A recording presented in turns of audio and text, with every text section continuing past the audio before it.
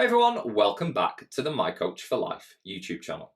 Now today I'd like to talk about stress, something that has affected, impacted everybody. There's nobody that hasn't been affected in some way, shape or form by stress. And there's three things that I'd specifically like to share with you, which have improved my relationship with stress and given me an ability to kind of, I guess, manage its impact in my life.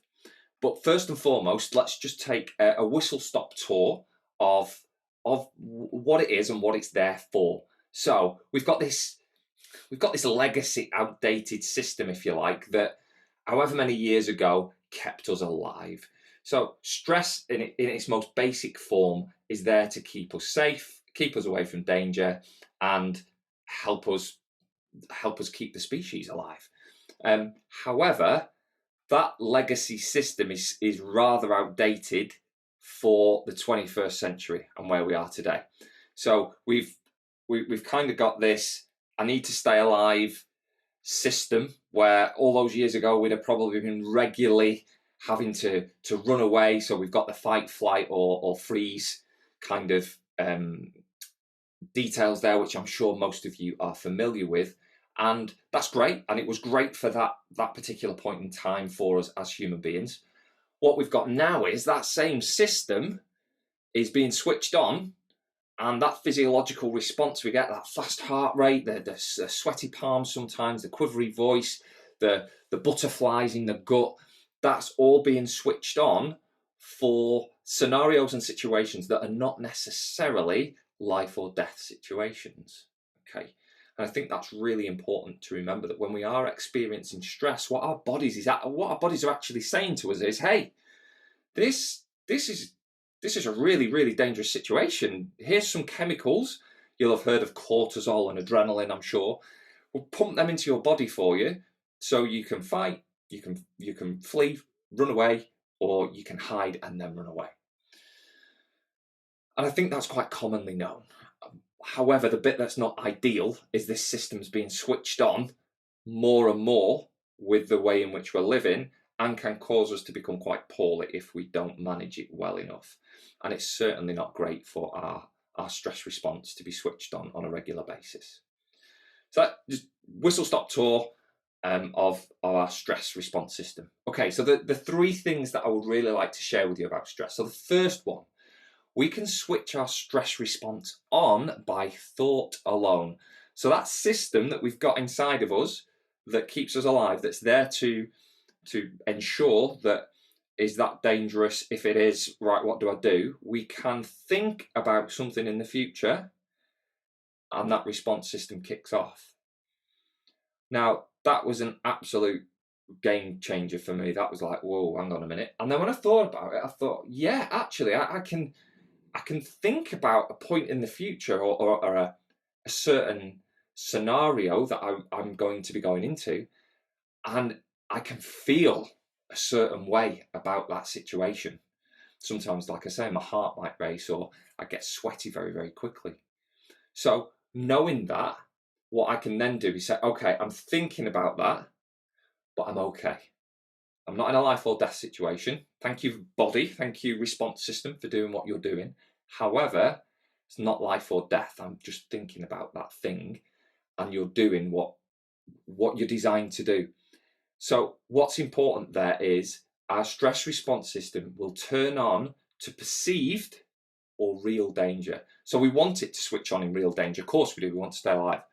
But the perceived bit, by thought alone, for me was like, wow, yeah, I can intellectually understand that, and I can start then to work on understanding when I'm feeling like that and going, hang on a minute, I'm thinking about a certain scenario or situation, maybe a potential conflict, conversation, that my body's then giving me these lovely chemicals to run, to fight, or to hide. Okay, so that was the first one.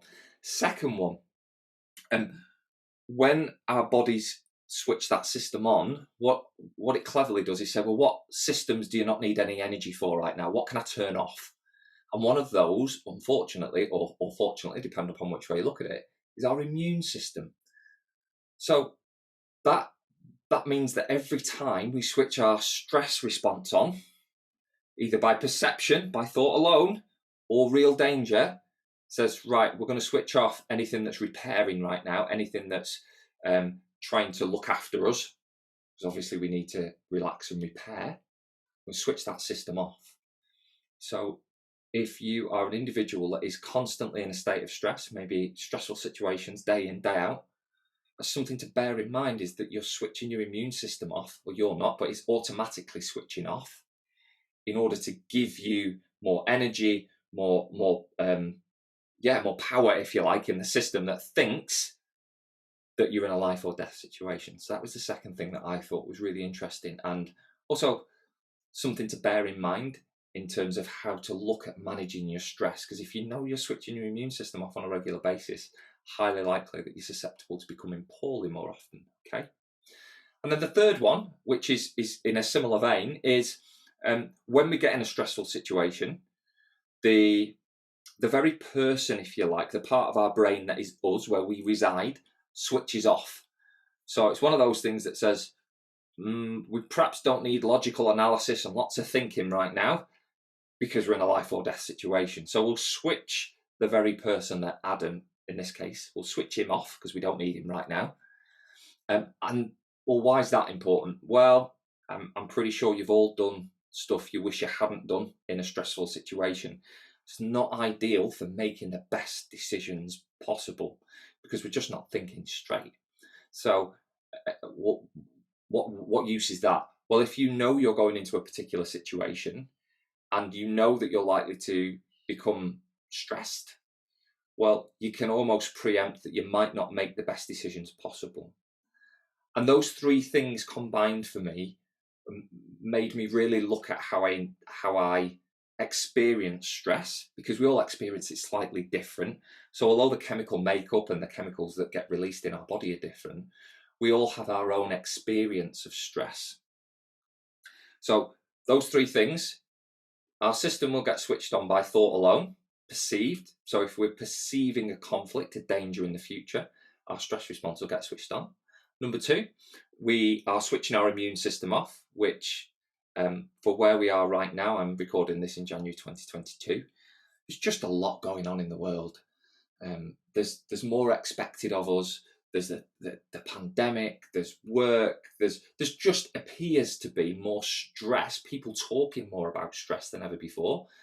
And that can switch our immune system off. And then the third thing is, if we are in a stressful situation, the very person that is us, the logical thinker, the person that would maybe take some time to answer some questions and look at decisions logically or more balanced, gets switched off. So I hope that's been useful. So those three things in isolation has been useful. A couple of other things that I thought worthy to share with you. And one of the questions that I often ask is, how do you create your own stress? So if you just take an opportunity to sit down, grab a pen, grab some paper, and just write that question down. How do I create my own stress? And take a look at your answers, see what you've come up with, and how some of those three things may be playing a part or not, or what that information that I shared with you could help in order to manage those situations.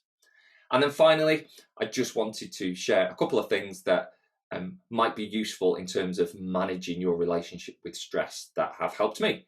So one thing definitely that helps, if I know I'm going into a stressful situation and I can feel my body giving me that response, is to find a space where I can just breathe, whether that's in a cubicle toilet, just go and find somewhere, excuse myself, or before I'm going into that situation, good few minutes, just breathing. Why is that important? Well, it resets us. It's like a reboot. It's like hitting the restart button on your computer, and it brings us back into the room. So that where you may have been feeling that anxiety, that, oh God, what's going to happen, and all that kind of stressful physiological stuff's going on, just breathing 2-3 minutes, just reset you, bring you back in the room.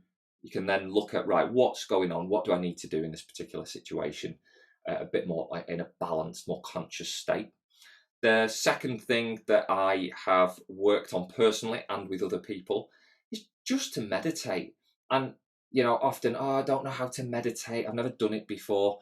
Look, there's so much information out there. Just type into YouTube, 5-minute meditation. Better than that, just sit for 5 minutes on your chair in a space for yourself and just breathe. Yeah, do that on a regular basis. Just find a space every day, just 5 minutes. It's better than nothing. I hope that's been useful. I hope that there's some information in there that might be able to improve your relationship with stress or help you to reduce your stress levels. And if you've got any questions or comments, please drop them in the comments area below.